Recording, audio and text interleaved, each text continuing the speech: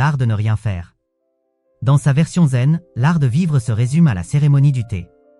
Selon son grand maître Sen no Rikyū, 1522-1591, elle consiste à faire bouillir de l'eau, préparer le thé et le boire. C'est tout? Oui. Cela veut dire qu'il faut se concentrer sur ces gestes simples, c'est la meilleure méthode de faire le vide en soi, et 2, que pour être efficace, il ne faut faire qu'une seule chose à la fois. Parmi les techniques mentales des sagesses antiques, occidentales et orientales, ou les méthodes contemporaines d'art de vivre, le lâcher-prise est la plus universelle. Elle se décline sous de multiples formes consistant toutes à évacuer les idées qui nous agitent, angoisse, rumination, projet, souvenirs, spéculation, anxiogènes et inutiles pour se concentrer sur l'instant présent. Il faut retrancher ces deux choses, la crainte de l'avenir, le souvenir des mots anciens.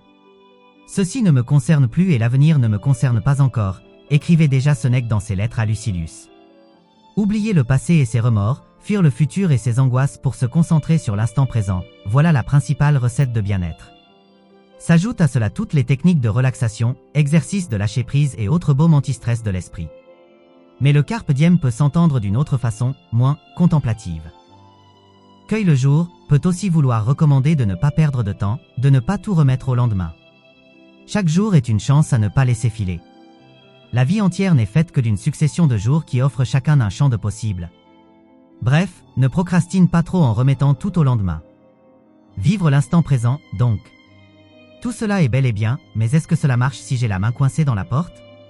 Cela ne m'aide pas plus si je dois préparer mes examens, planifier un départ ou prévoir le repas du soir. Vivre sa vie d'humain suppose de se projeter dans l'avenir et d'anticiper en se concentrant sur la forme de la tasse. L'art du bien-être est un art du repos. Mais il faut penser aussi à l'autre facette de l'existence humaine, l'action.